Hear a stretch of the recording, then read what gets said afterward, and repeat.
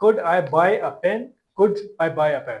अब आपको इस चीज की समझ आ जानी चाहिए कि कुड जो है वो माजी के फिक्रात में जहां पे सकता था, सकते थे, सकती थी, या सका था, सकी थे, सके थे, और पाया था, या पाया, पाए, जो भी थे। यानी कि जो माजी में। अस्सलाम वालेकुम दोस्तों, आपको मेरे यूट्यूब चैनल इंग्लिश क्लासेस में एक बार फिर खुशामदीद। आज हम सीखेंगे क्लास नंबर 10 में यूज ऑफ कुड। कुड का पिछले क्लासेस में हमने सीखा था, पॉजिटिव सेंटेंस सीखे थे।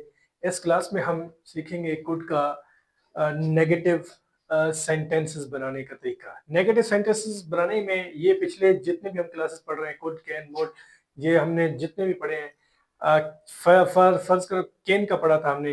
कैन में हमने क्या किया था, सब्जेक्ट के बाद हमने इजाफा किया था कैन प्लस नॉट का। अभी हम कुड कुड और नॉट का इजाफा करेंगे, तो ये हमारा बन जाएगा नेगेटिव जुमला। नेगेटिव जुमले बनाने के लिए हमारे पास स्ट्रक्चर आ गया। ये पॉजिटिव के लिए था, ये अभी नेगेटिव जुमला बनाने के लिए है।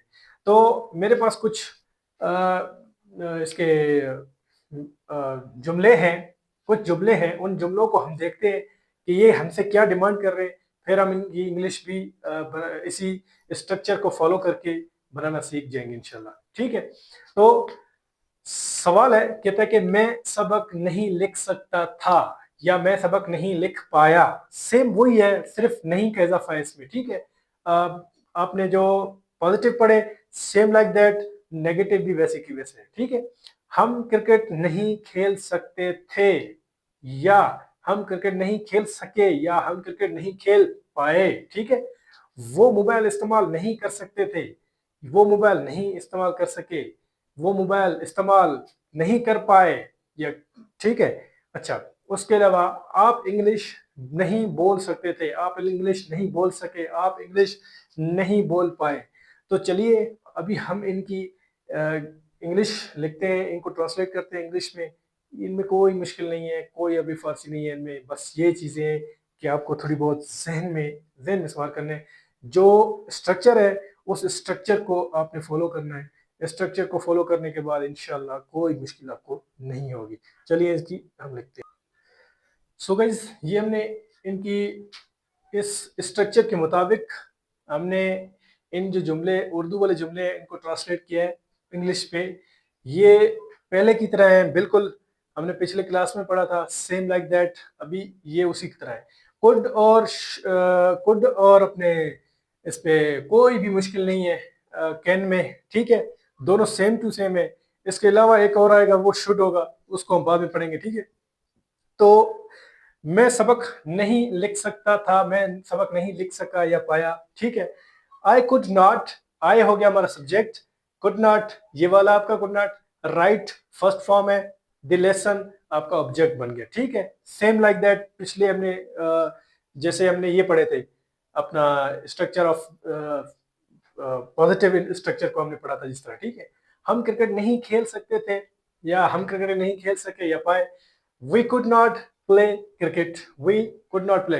वी हमारा सब्जेक्ट है, कुड नॉट है, और प्ले हमारा फर्स्ट फॉर्म है, और आपका क्रिकेट जो है वो ऑब्जेक्ट है। ठीक है, वो मोबाइल इस्तेमाल नहीं कर सकते थे, या वो मोबाइल इस्तेमाल नहीं कर सके या पाए।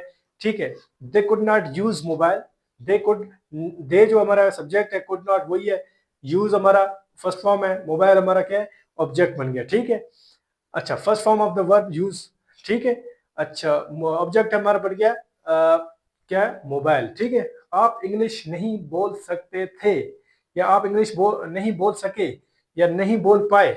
तो you could not speak English, you could not speak English.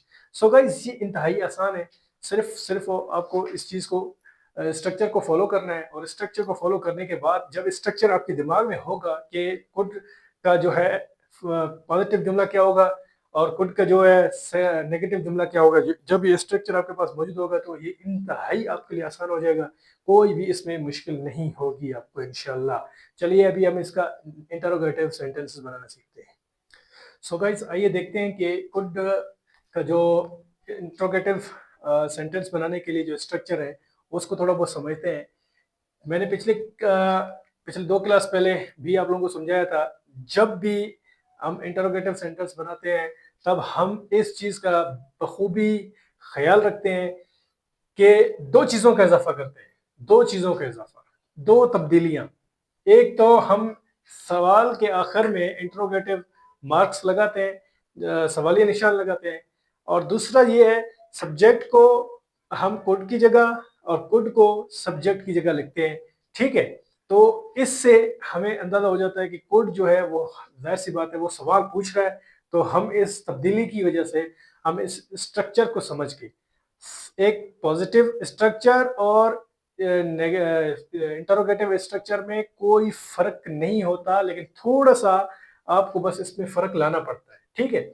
जैसे कि यहाँ कुड बाद में था, सब्जेक्ट पहले था, यहाँ मैंने सब्जेक्ट को कुड के बाद लगा दिया और कुड को सब्जेक्ट के पहले लगा दिया, फिर मैंने इंटरोगेटिव निशान लगा दिया, ठीक है?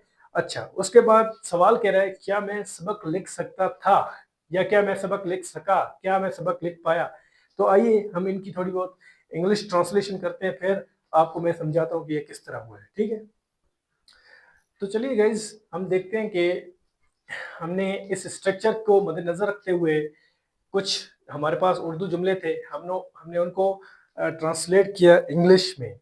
उर्दू टू इंग्लिश और इंग्लिश टू उर्दू ट्रांसलेशन इसी को कहते हैं। यही चीज़ें आगे चल के हमें कॉम्पिटिटिव एग्जामिनेशंस में या मोस्ट मोस्ट एक्सपीरियंस क्लासेस या कोई आपसे कोई भी मतलब आपसे पूछ सकते हैं सवाल जवाब, तो आप उसमें इस चीज़ को फॉलो करके ना आप कर सकते हैं, ठीक है? तो सब्जेक्ट को हमने कुड की जगह लिखा और कुड को हमने सब्जेक्ट की जगह लिखा, ठीक है? तो अब तब्दीली इस तरह होगा, क्या मैं सबक लिख सकता था, वो पूछ रहे हैं हमसे। तो सबसे पहले हमने क्या लिखना है, कुड लिखना है। कुड हमारा क्या बन जाएगा, यहाँ पे वही सवालिया निशान आखिर में तो होगा ही होगा, लेकिन ये जो कुड है ये स्ट्रक्चर के पहले हिस्से में लिखेंगे, सब्जेक्ट से पहले। फिर आई हमारा सब्जेक्ट बन गया, ठीक है? राइट हमारा first form of the verb बन गया और लेसन हमारा क्या, ऑब्जेक्ट बन गया। क्या मैं सबक लिख सकता था या लिख सका, लिख पाया? Could I right the lesson, ठीक है? ये इजी हो गया। क्या हम क्रिकेट खेल सकते थे, क्या हम क्रिकेट खेल सके, क्या हम क्रिकेट खेल पाए? Could we play cricket, could we play cricket. Could की जगह वी, सब्जेक्ट की जगह play first form of the verb and cricket is our object. So clear that. अच्छा, क्या वो हम क्या क्या वो मोबाइल इस्तेमाल कर सकते थे या क्या वो मोबाइल इस्तेमाल कर सके, क्या वो मोबाइल इस्तेमाल कर पाए? Could they use mobile, could they use mobile. क्या मैं पेन खरीद सकता था या खरीद सका या खरीद पाया? गुजरे हुए चीजें, गुजरी हुई चीजों के लिए हम कुड का इस्तेमाल करते हैं, और जो कैन है वो हमारा इस्तेमाल होता है प्रेजेंट के लिए। जो प्रेजेंट में चीजें होती हैं कैन इस्तेमाल करते हैं हम, और जो उसमें माजी में इस्तेमाल होती है उसके लिए हम इस्तेमाल करते हैं कुड का इस्तेमाल, ठीक है? तो आई होप कि आपको ये चीजें समझ आ रही होंगी। अगर समझ आ रही हैं तो लाइक सब्सक्राइब जरूर करें, और मुझे दीजिए इजाजत। हम मिलेंगे इंशाल्लाह नेक्स्ट क्लास 11 में। अभी मुझे दीजिए इजाजत। वस्सलाम, अल्लाह खुश रखे।